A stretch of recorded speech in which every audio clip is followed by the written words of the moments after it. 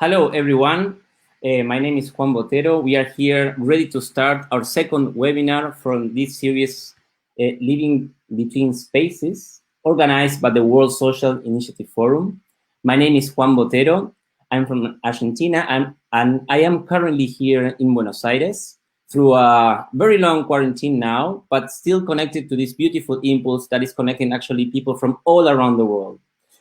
Let me just start saying that I would like to apologize for these minutes that we started late. And we had some technical difficulties that we needed to solve before starting, but now we are really ready and happy to be here with you. So for today, we have a beautiful webinar prepared. We have great speakers, friends as well. And we have this title, this theme chosen, which is Safeguarding What is Human, the Power of Commitment. And to tackle this topic, we invited Ute Craemer from Brazil, co-founder of Monte, Azul, and also the World Social Initiative Forum, this initiative 20 years ago, and Daisuke Onuki, professor at the International Studies Department of Tokai University, Japan, who also organized World Social Initiative Forum in Japan in 2018.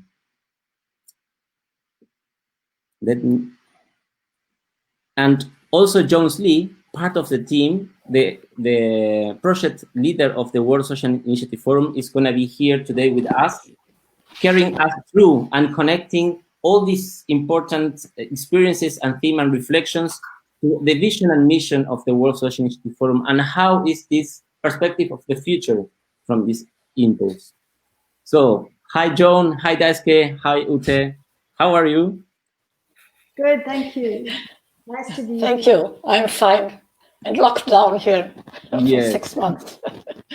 Interesting how we are still connecting in different manners, even and despite this lockdown and all around the world. Yes, it's a contrast between being connected all the time through media and not being capable of being physically connected. But we're gonna be there soon, I'm sure. So before we start with the introduction from of the speakers and the contribution also from Joan, I'd like to go through the program of today. So Joan will stream us into the theme of today, and after that, Daisuke and Ute will share experiences and reflection on the theme as well. And the idea will be to finalize with questions coming from the audience. And for that, we invite all of you to leave your comments and questions on the chat. And it will be also nice to hear now from you in the chat if you like to say hi and where are you from, and also how you're feeling now. What is your intention, or what is your feeling and emotion connecting to this proposal of this webinar? It will be very nice for us to hear it as well. And through the event, through this web seminar, you can leave the comments and questions. You don't need to wait until it's the end for doing so. You can be in constant dialogue. Nicole and Mila, part of the World Social Initiative Forum team, are on the other side, ready to be in contact with you, answer some practical questions as well immediately on the chat. So these are the practical aspects. The idea is to be here together for about an hour, but if we can stretch a bit if it's needed. So just a short introduction on the speakers, and we start. So, Ute Else Ludovic Craemer is born in Germany on February 25, 1938. She lives in Brazil for the past 50 years. Here she developed one of the most solid worldwide references in improvement works for slum and communities.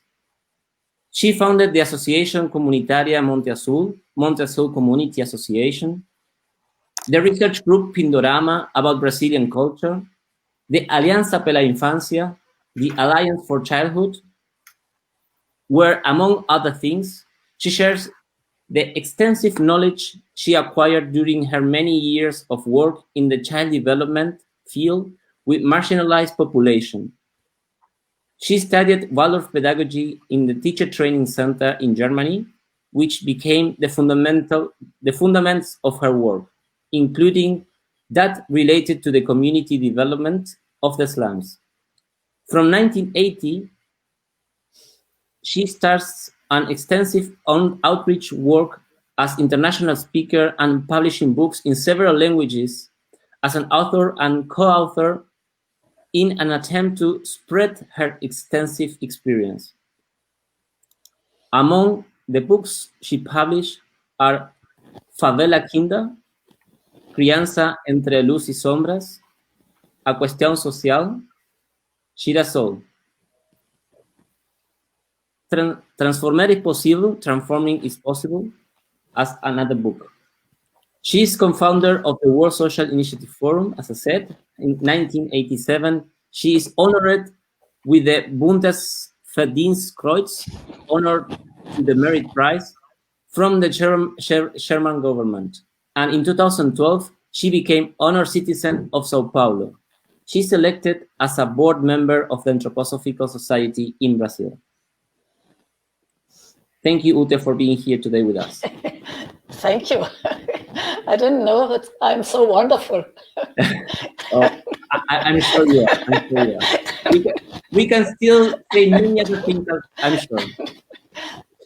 Daisuke Onuki, professor at the University Studies Department of Tokai University, Japan, since 2006. He teaches about gender, sustainable development, and interculturalism, multiculturalism. Born in Tokyo, 1961, he received postgraduate degrees in sexuality education from the University of Tokyo and in multicultural social work from the University of Hawaii. He became acquainted with Rudolf Steiner's idea when, in his youth, he worked as a volunteer at Monte Azul Community Association, an anthroposophy-based favela organization in Sao Paulo. In his early career, he worked as a health education expert in bilateral AIDS projects of the Japanese government aimed at humanizing childbirth and early childhood care in Brazil, from 1996 to 2001, and from 2003 till 2005. And in Bolivia as well in the year 2001. That's a new fact for me, Daisuke. He's a founder and a director of CRI-Children Resources International, a Japanese not-for-profit organization that promotes social education health projects, both for immigrants' families in Japan and for children in poor neighborhoods of Brazil. He's a board member of the Japanese Association for Sex Education and a council member of Asia-Oceania Federation of Sexology. So we have really a beautiful table here, an online table to really share a lot, I think, on this theme of the power of commitment, really what actually makes the difference and what is this mission of safeguarding what is human. What is human?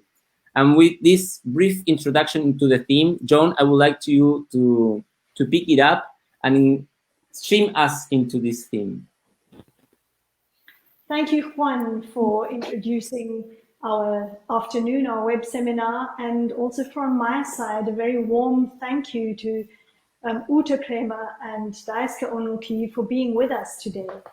And a very warm welcome to all of you who are signed in and listening in, who I can't see, but who are there. And I wish us all a very special hour together now. And I would like to start with a verse of Rudolf Steiner, which just brings about, sets the tone for how we want to work and for the cultural impulse of our time. We must eradicate from the soul all fear and terror of what may come to us from the future. We must acquire serenity in all feelings and sensations about the future. We must look forward with absolute equanimity to everything that may come. And we must think only that whatever comes is given to us by world direction full of wisdom. It is part of what we must learn in this age, namely to live out of pure trust, without any security in existence, trusting only in the ever-present help of the spiritual world. Truly, nothing else will do if our courage is not to fail. And I think that this is actually very apt for the time of the corona pandemic in which we find ourselves. All of us in our different countries, in our different places, dealing with the restrictions, but also with the potential of being forced to look at things in a different way and being forced, no doubt, to shape a new future. And this is what the World Social Initiative Forum tries to engage in shaping a new future, particularly in the social realm. And Ute, as Juan said, is one of the co-founders of the World Social Initiative Forum, which she brought into life 20 years ago. And Daisuke is a collaborator in the World Social Initiative Forum, who's very active in his projects now, based in Japan, but internationally, having an international impact.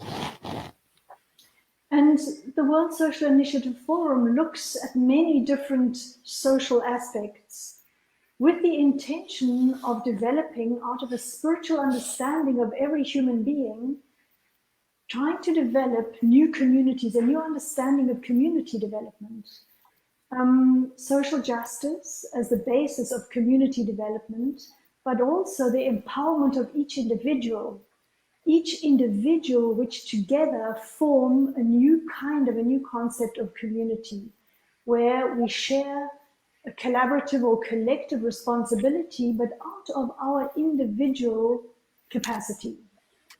So it comes away from all the systems, all the societal systems, all the societal experiences and expectations, to really honing in on the strength and the potential of each individual, not for themselves, but for collaborative responsibility. And how do we do this? We do this by trying to open spaces of meeting, spaces of encounter, where we nurture and recognize the otherness of every other human being. And through this otherness, through welcoming the differences, the otherness, we understand the diversity of human society. And that on a bigger stage, on a bigger level, we try to acknowledge and recognize the particular capacities of each culture and see the society of the world as a new kind of world society, or one society which is made up of all the different aspects of the different cultures, so that we see and envisage a world society of multiple complexity. Each time going back to the individual and the part that they play in civil society and in a world society. And apart from creating spaces, we focus creating these kind of spaces of meeting, spaces of encounter, in which we learn through empathy to recognize and appreciate one another in our differences. We also focus very strongly on four main cultural aspects which are particularly critical in our time. The one is the cultural differences and cultural attributes that each different nationality, each different place in the world carries. The cultural context. Secondly, the societal approaches that different people have. All our societies, our cultures carry different societal approaches. Each society lives in a different way, has different needs and different capacities. Then we're looking to a future of fraternal economy. We could also call it, as Helmi did in our last web seminar, the economy of love. An economy based on the associative and fraternal support of each other's needs, not of increased profit and the most gain for oneself. And fourthly, we try to nurture a new quality of consciousness or awareness of the earth as a living organism.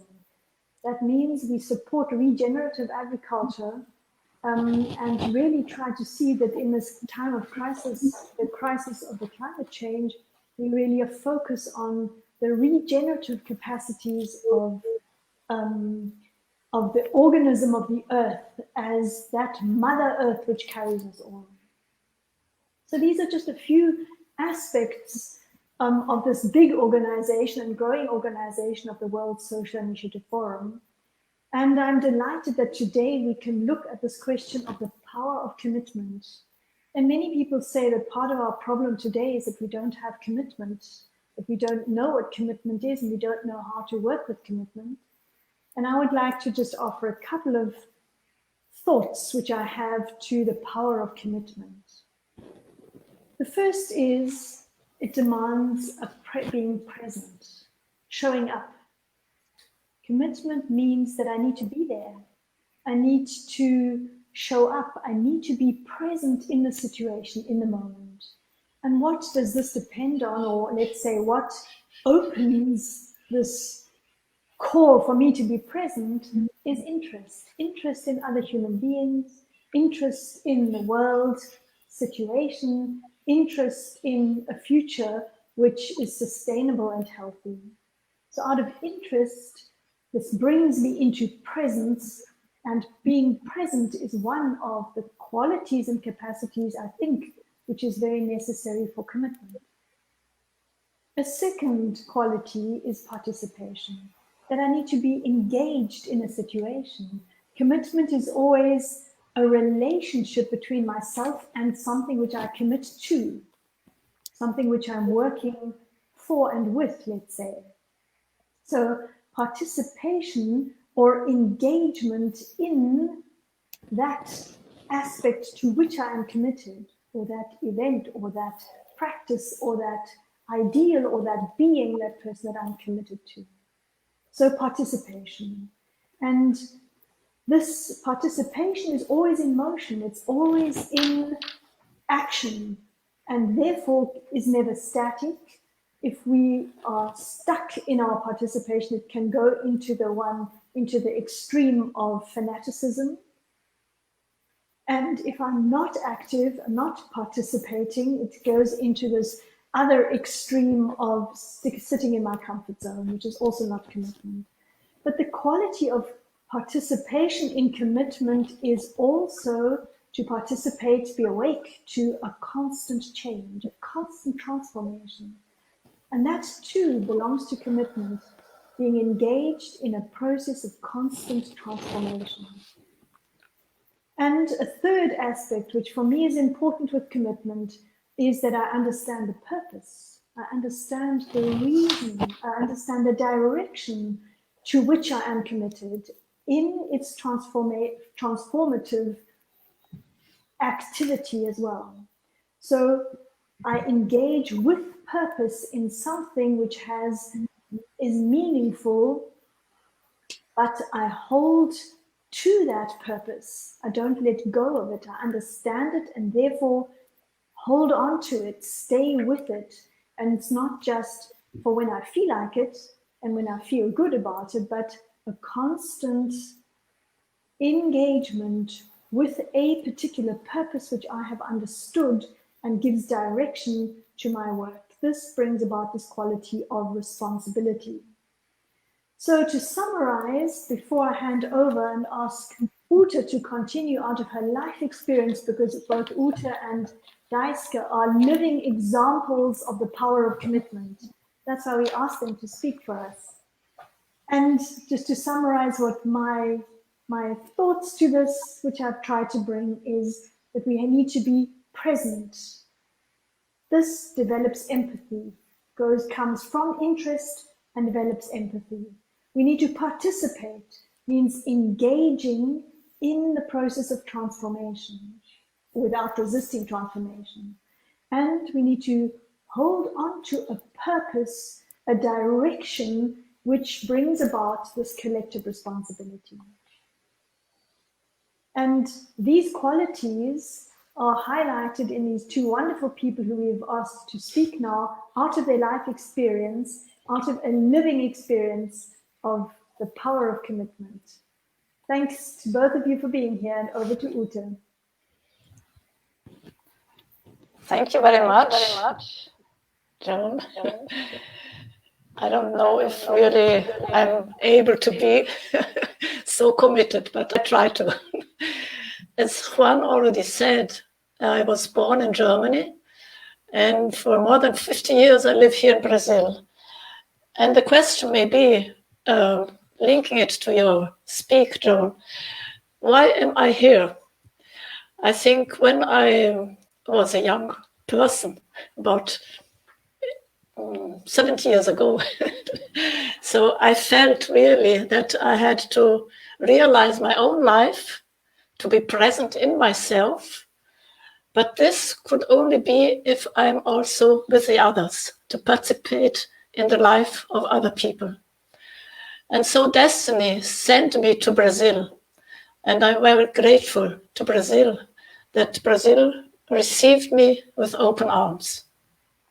So I live here, very near to the slum where I'm working, very near to the Monte Azul slum. I can see it from my house here. And I feel, even in the lockdown for about 6 months now, I can feel the energy coming and going from there to me and I to them. Well, my whole life, I think, in Brazil is really linked to the fact that I want to link the anthroposophy, the spiritual science of anthroposophy, to the misery of the world, to the needs of the world, the inner needs and the outer needs.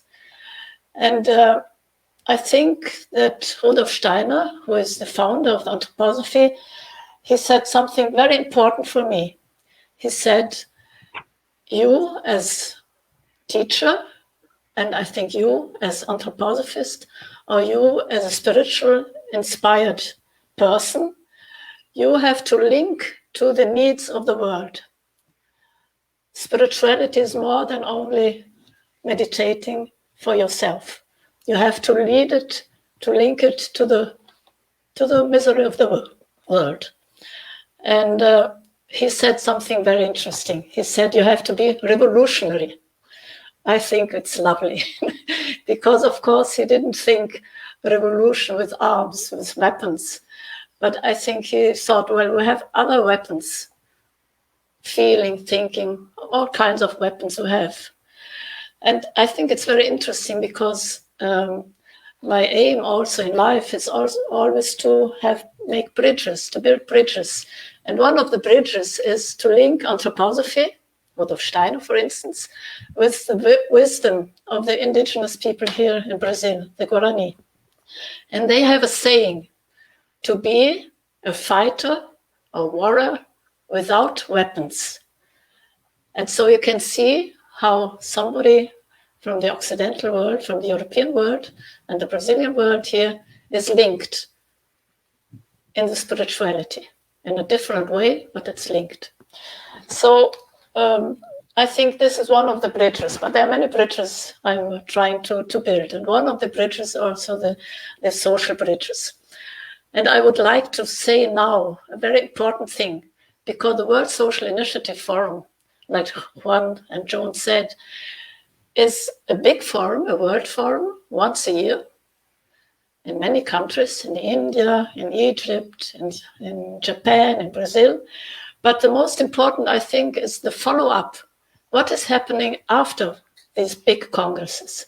And now, just now, really here in Brazil, in São Paulo, there is a smaller initiative forum, a social initiative forum. And this forum has a theme, a focus on peace culture. Peace culture in education, peace culture in health, peace culture in nutrition. Also these issues like racism and marginalization in an economic way. This is the theme of this forum here in Brazil, in São Paulo. And why did we choose peace culture as the focus of this year? Because of Gandhi. Because Gandhi he has his anniversary, his birthday, 150 years ago. So we wanted to honor Gandhi. And when we thought about the life of Gandhi, in myself arose a question, a kind of question really. What happened to Gandhi? What was living in the soul of Gandhi when he saw at the end of his life that the big idea of cooperation, of coexistence between Muslims, Hindus, and Sikhs fell apart. Pakistan on one hand, India on one hand, and all the violence which came. So I was thinking really, what happened to him? What was happening in his soul? And what really happened to this big idea of non-violence? And maybe you can think, well, it was useless. It was useless. Nothing happened. But it's not true. I know it from my own life. Sometimes I think it's not working. No success. But I know there are seeds. There are germs. There are seeds going to the world. And how they go to the world, we don't know really.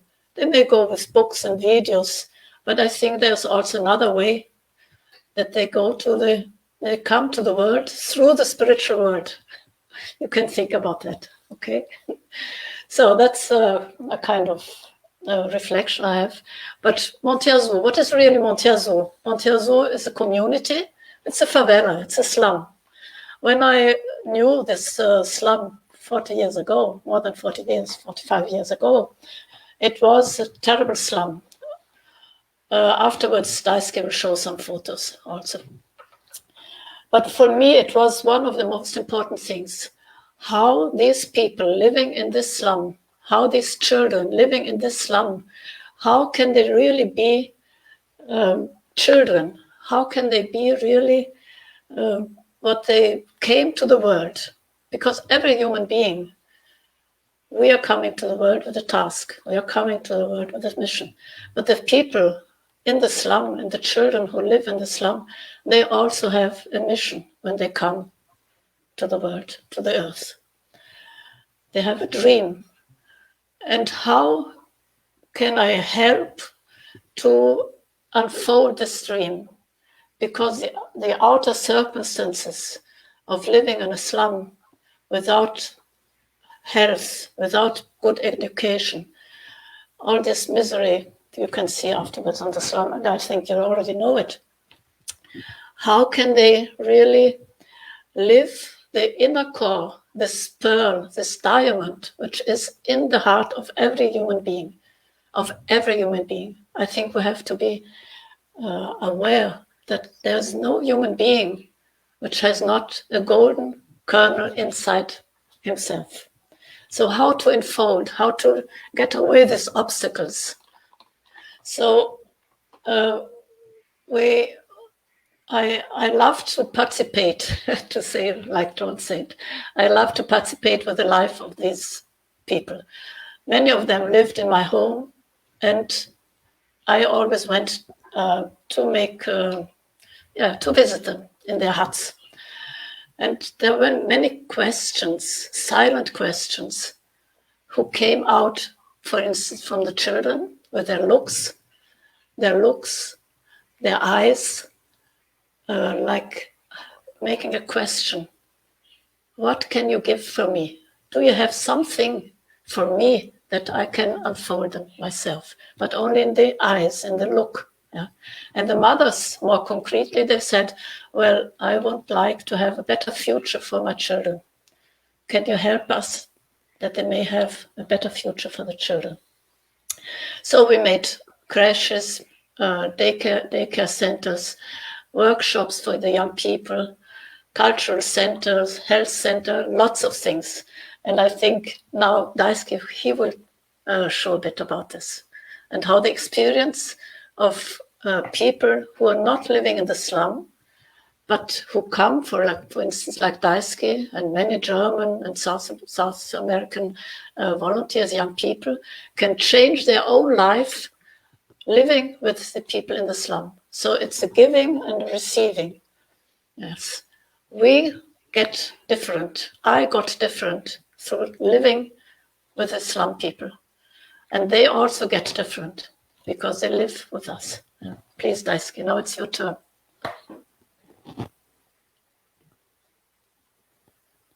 You're mute.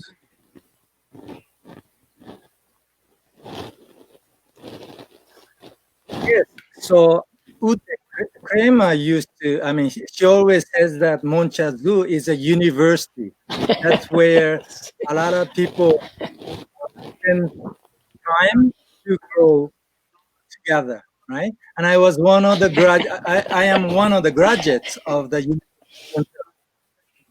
If Juan could show the slides, the first one shows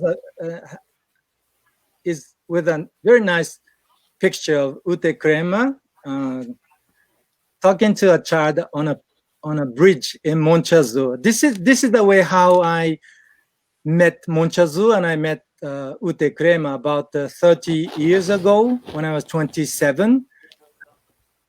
And I tell you, I was just traveling around the world. I was a young man trying to get to know the world, and I just happened to visit Monte Azul one day, and I ended up staying there. I mean, Monte Azul changed my life, and we did a lot of things together.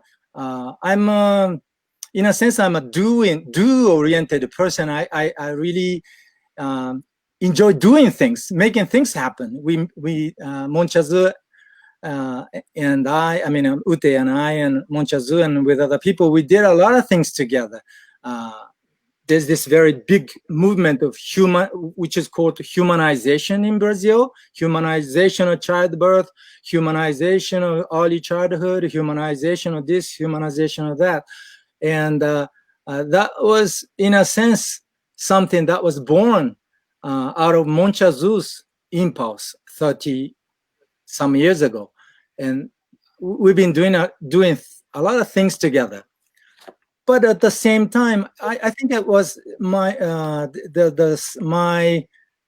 melancholic side which made me stay and continue with Monte Azul. Like I said, I was just traveling around the world, and I just visited a slum in Sao Paulo, and I ended up staying there for 5 years straight, working as a volunteer. I was one of the first. I was the first volunteer from Japan, and after me, there have been some 200 Japanese volunteers going to Monte Azul and work, and there have been many others from all over the world, including Germany, United States, Switzerland, many other countries. There have been some, I think, 3,000 young people working in Monte Azul as volunteer. And like I said, in a sense, it was my. If you could show the next slide, one. I mean, those are the pictures from those days. It was, in a sense, my melancholic side, which made me unable not to stay in Monte Azul. It was here, coming straight to my heart, the lives of people there.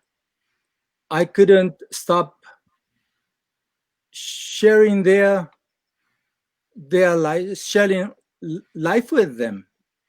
So that's how we started. We've been, like I said, we have been very choleric, making things happen. But at the same time, it was through our heart that we kept ourselves committed to this community. If you could show the next slide. It was this lady, Eva. She is a teacher at the kindergarten in Monte Azul. And she's the one who, and those children who taught me Portuguese. And the other picture is from the primary school that they have now, a beautiful one. It's called Escola de Resiliência. If you could show the next slide. and they have a lot of activities with the youth. And next one, please. Next one. Next slide. Like I said, they have this beautiful childbirth midwifery center. And next one. And so like I said, we have a lot of volunteers from all over the world. Unfortunately, at the moment, because of the corona situation, all the volunteers have gone back to the country of each one. But so with this experience, making things happen, doing things together, that's how, even after we came back, I came back to Japan, other volunteers having come back to Japan, we kept working together with Monte Azul. And in the year 2018, 2 years ago, we were invited to organize this World Social Initiative Forum in Japan. And about that forum, I think Ute should talk first about the forum. And after that, I'll show some of the pictures from the forum in Japan.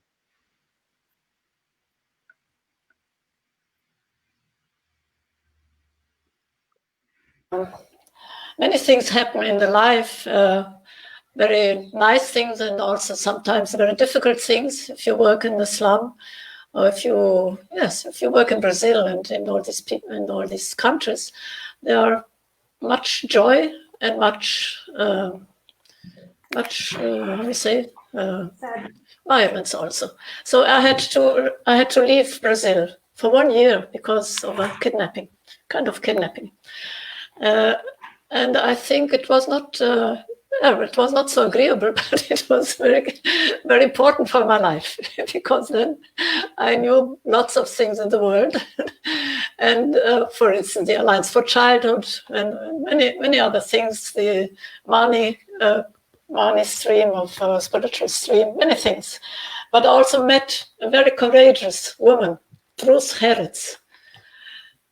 This courageous woman, she's about 90 years old now. When we met, she was about 70 and I was about 60, 62. So we met, 2 anthroposophists meeting. And she invited me to stay in her home because I couldn't go to my home here in Brazil for 3 weeks.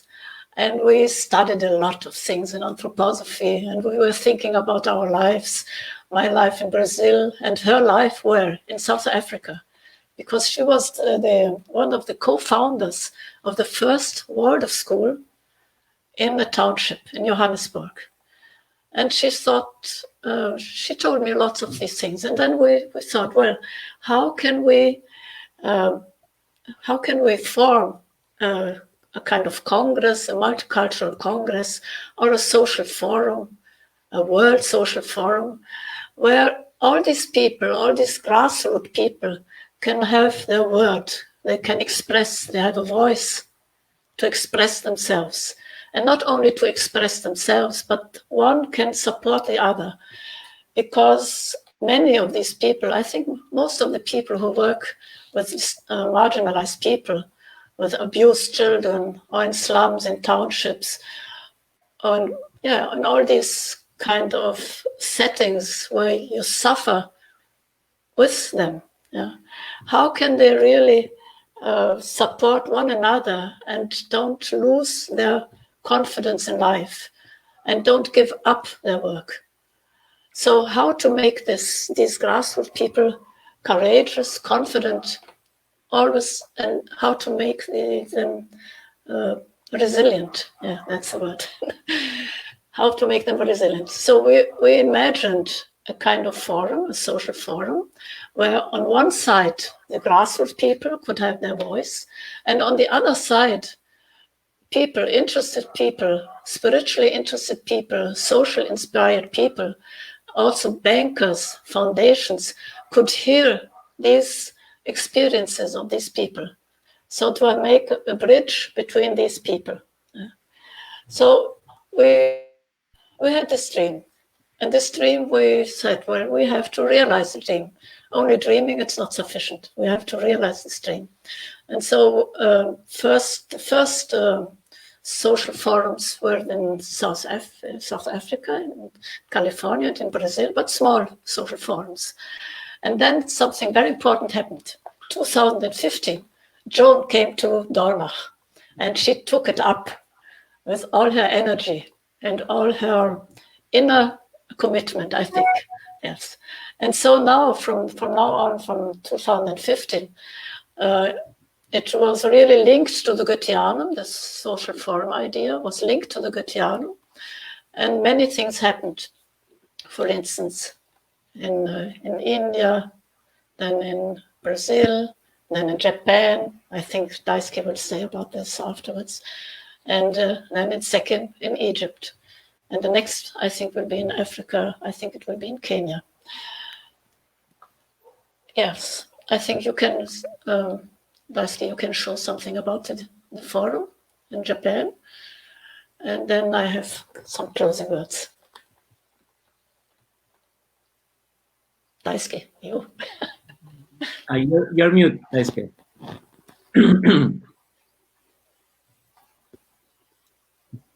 Yes, so on Ute's 80th birthday, when she was going to celebrate her 80 years old birthday, we asked, what would you like to do? And she said, let's do the World Social Initiative Forum in Japan. And that's how we started organizing this big event, and it was I think it was the largest gift birthday present think of for Ute. And if you could show the next picture, beautiful event. A lot of people got together. I came from all over the world, all over Japan, from all kinds of different social groups. Many Brazilians, many Koreans, many everything from everywhere. And we spent 5 days together, 450 people spending 5 days together. If you could show the next slide, please. And those are some of the people who walked together. You can see Juan, you can see Joan. And next, please. And there is Masa there as well. Yeah, Masa. Andrea. Juan. Many young people.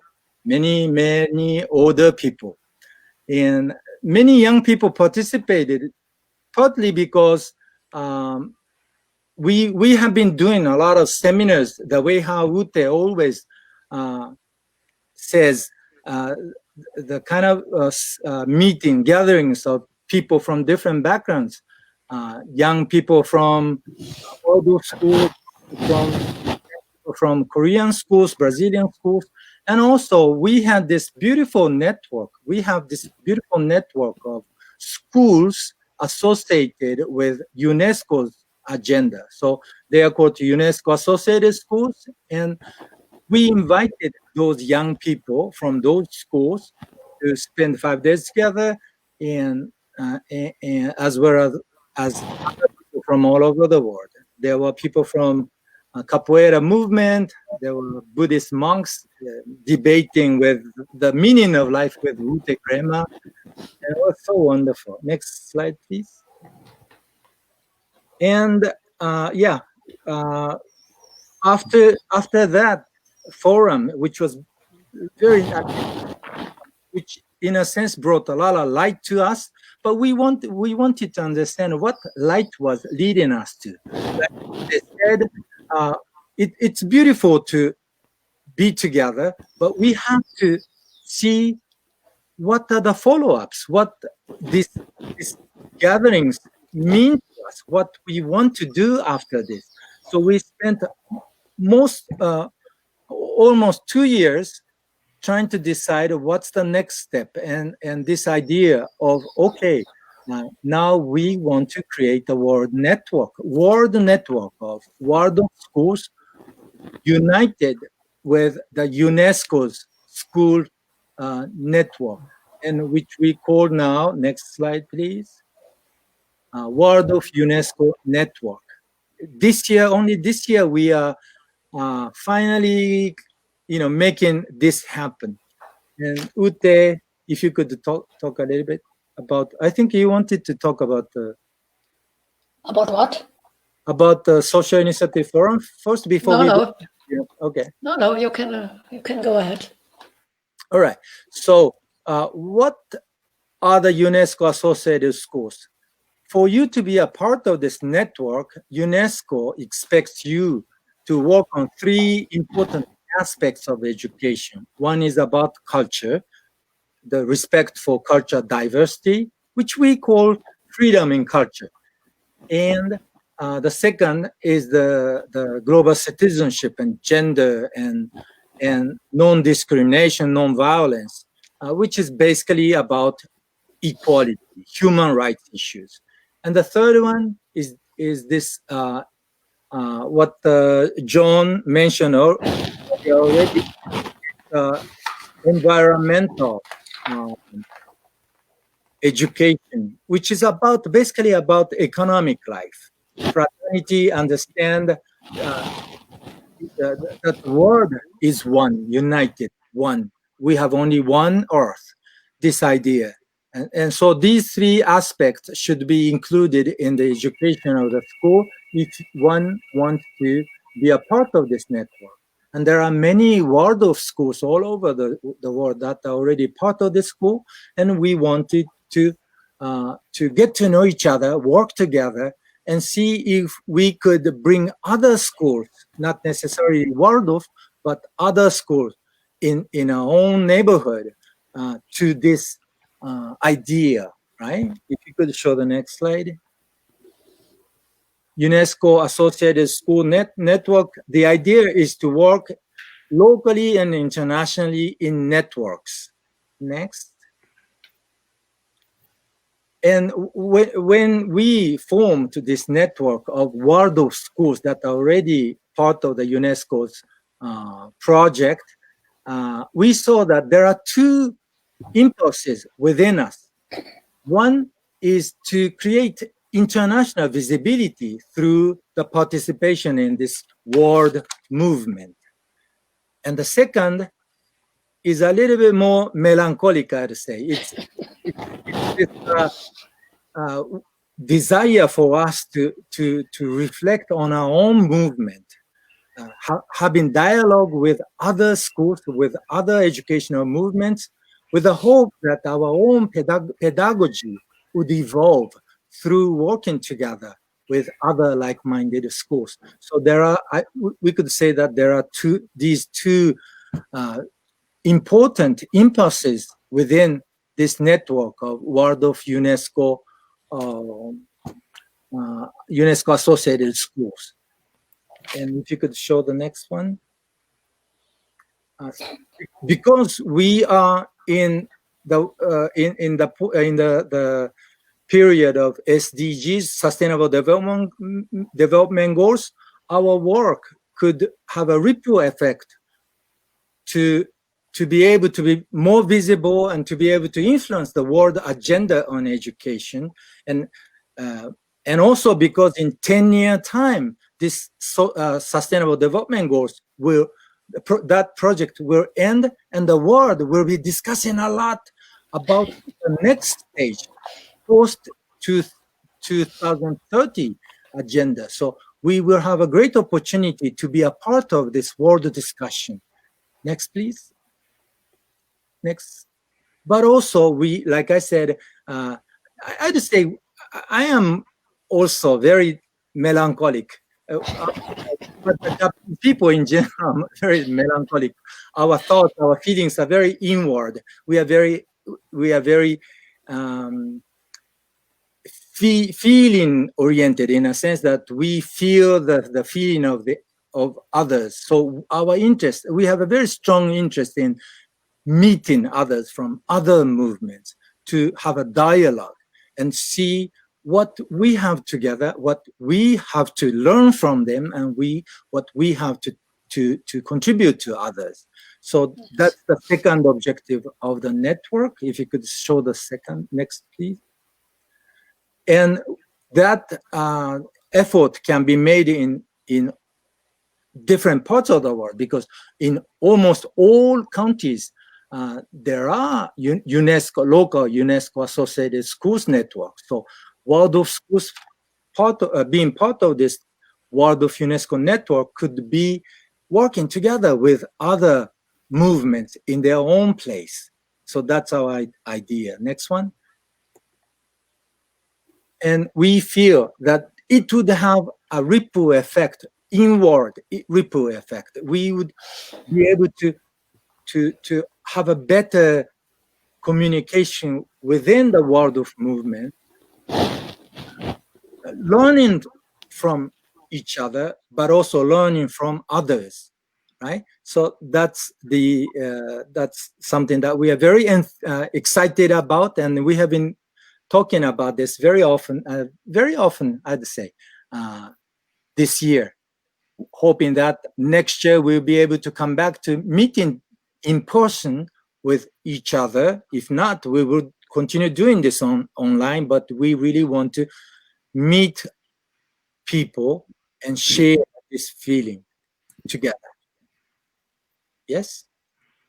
Now, Ute, you want to continue?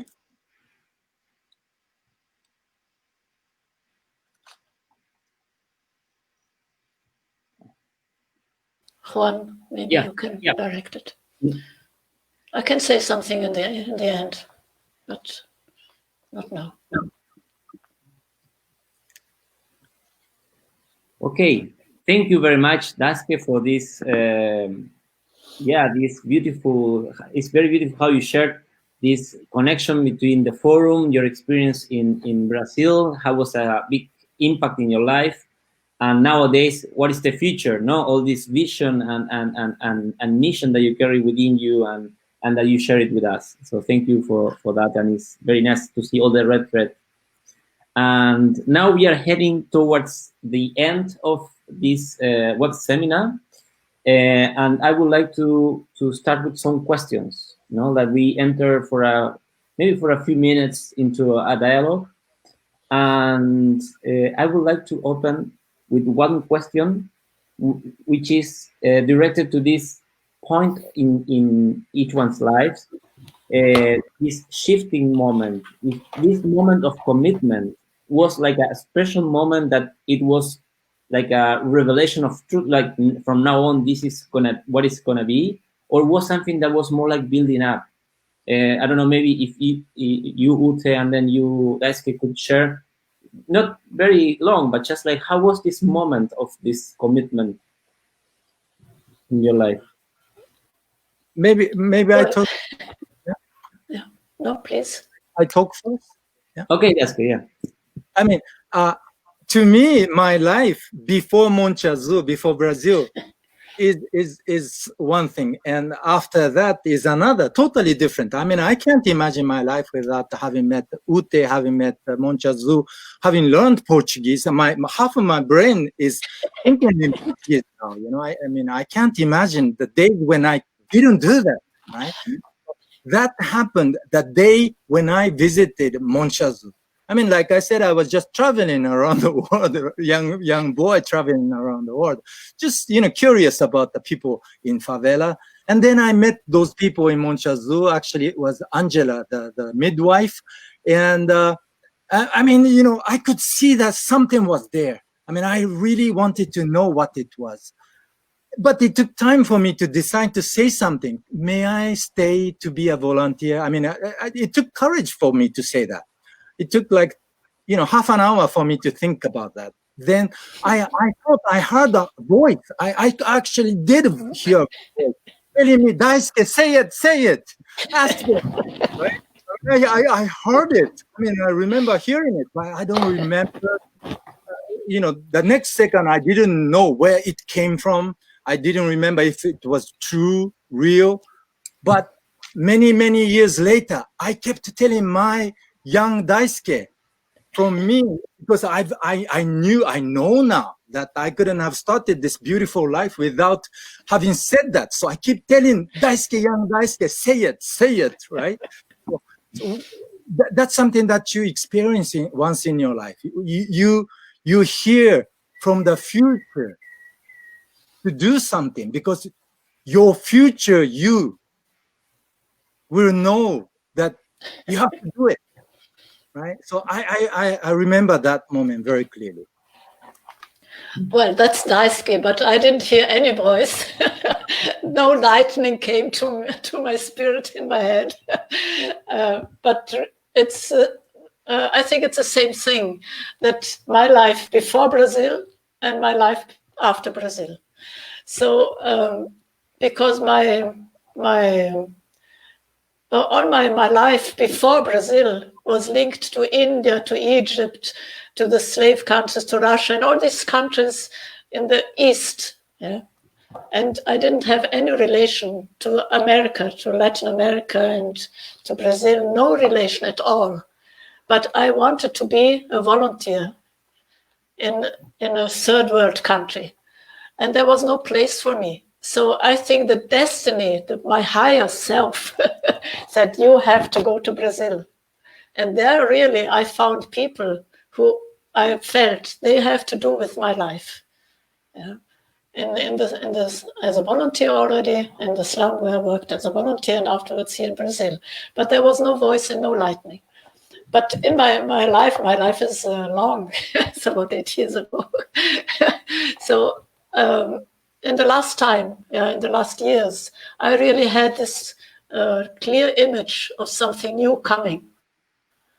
It was a kind of image, yeah. Something new is coming, yeah. And from the future. I knew it's something new, but I didn't know what it was. So it's a bit different from Daisuke. I think it's not so clear. It's a kind of fight between my higher self and my ordinary day life self, I think. Joan, would you like to add something or to share something? I love this idea of the ripple effect, which Daisuke spoke about, the ripple towards the outer world and the ripple towards the inner world. And having grown up in anthroposophy in a community for handicapped people, I, of course, received this with me in my life, the sense of we're not here for ourselves, we're here at the service of other human beings. In this case, as a child, it was for handicapped people. And yet this ripple towards the inside, being honorable to our own higher self, as you called it, Ute and Daisuke, and at the same time being a revolutionary in the world, as you started with, Ute.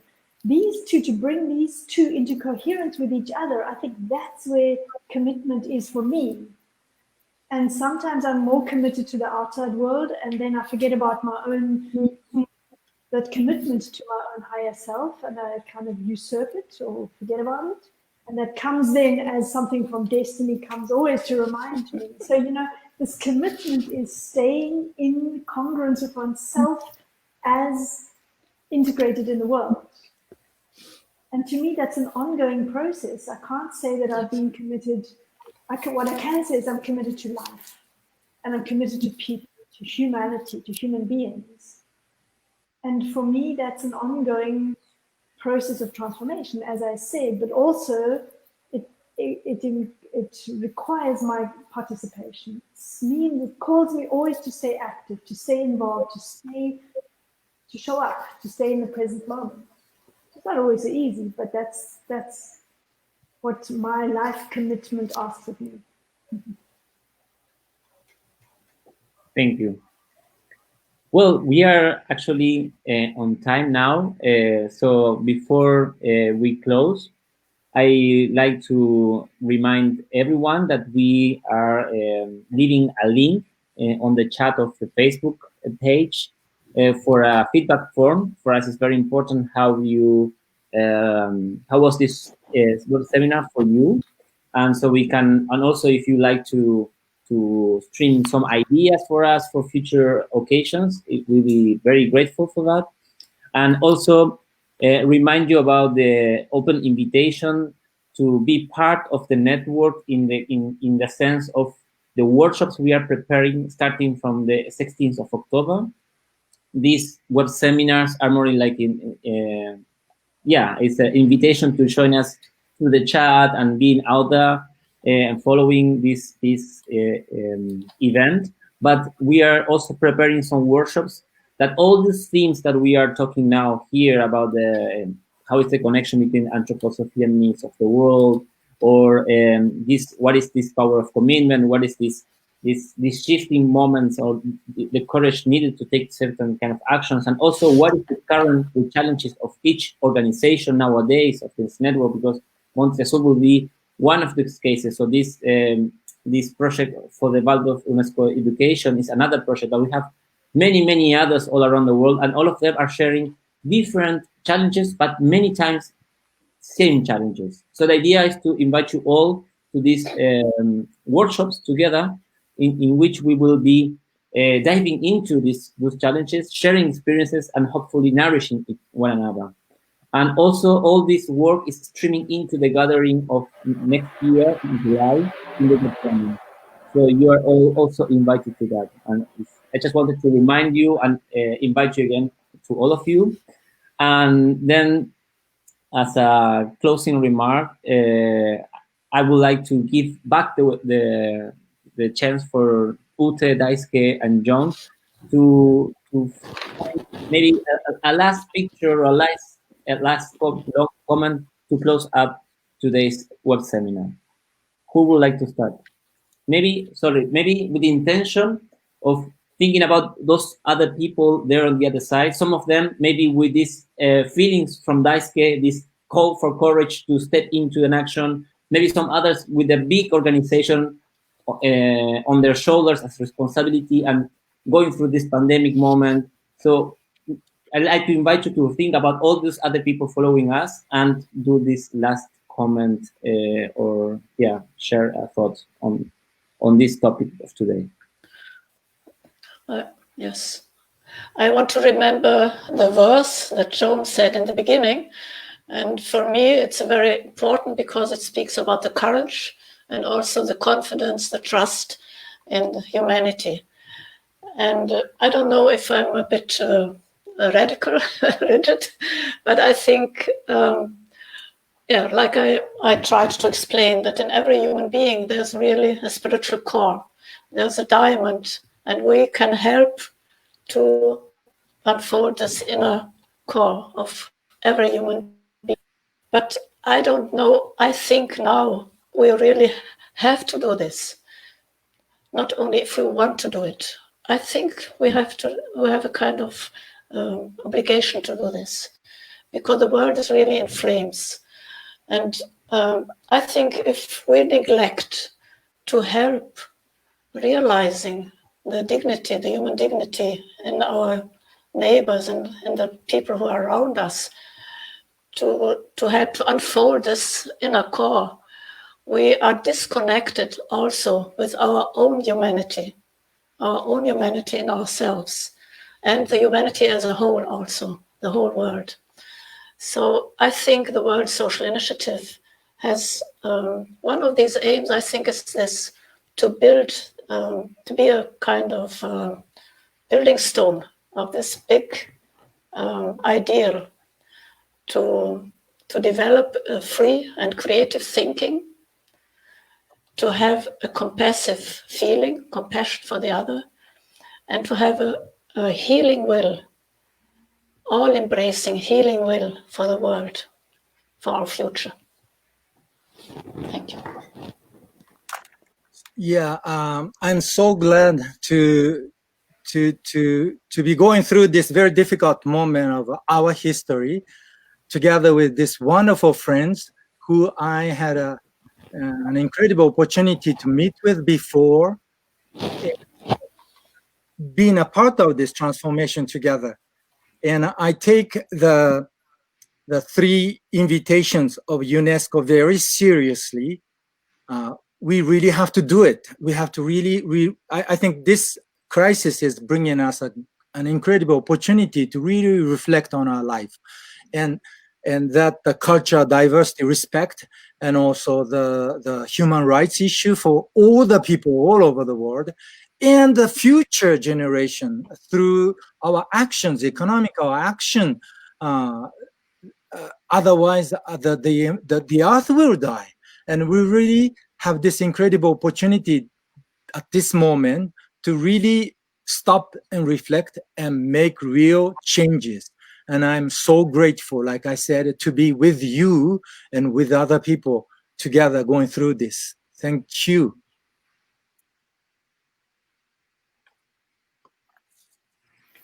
And I have the honor of echoing what both of you have said, Ute and Daisuke, and speaking to all of you out there who are listening and those who might follow this video afterwards and are not listening yet.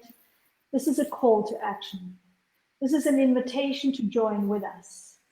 The World Goetheanum Social Initiative Forum is intended to be a worldwide web, a worldwide network of people of individuals who are active for society, for humanity, for the spiritual world, which also is waiting for us to become active, to step up to our responsibility and to enter into a collective responsibility for future evolution. And that only goes through collaboration and through cooperation. Survival of the fittest is long past. It's about collaboration, cooperation, fraternity, empathy, honoring one another. And this is a call to all of you to join us in whichever way you feel called to do so, in whichever way you would like to enter into communication with us, out of commitment to the world, commitment to the future, commitment to yourself as a spiritual being. And with that, I would like to end with this verse again, which we started with. Okay, Juan? Yeah? Sure. We must eradicate from the soul all fear and terror of what may come to us from the future. We must acquire serenity in all feelings and sensations about the future. We must look forward with absolute equanimity to everything that may come, and we must think only that whatever comes is given to us by world direction full of wisdom. It is part of what we must learn in this age, namely to live out of pure trust without any security in existence, trusting only in the ever-present help of the spiritual world. Truly, nothing else will do if our courage is not to fail. And this does not mean blind faith. This means trusting in the ever-present help of the spiritual world, but we belong to that. In other words, trusting also in the ever-present spiritual being of each one of us, ourselves included, but every other human being as well. And with that, I look forward to communicating with you or meeting you again next time in our next web seminar or workshop. Goodbye. Thank you to all of you. Thank you, Joan. Thank you, Daisuke. Thank you, Ute. It has been a true pleasure and honor to share this today with you. Thank you for everyone who is in the other side following us. And as Joan said, the coming ones, because people watch the video afterwards. And thank you, Nicole and Mila, part of the World Social Initiative team, that they are both are on the background helping with the chat and everything and keep making sure that everything is going well. And let me just finish with, again, the invitation for next web seminar next month on the 25th of September, with the title of What is My Place? The Challenges of Inclusion. So we will be posting the flyer soon, and we hope to see you there. All the best. Have a great weekend. See you. So. Bye-bye.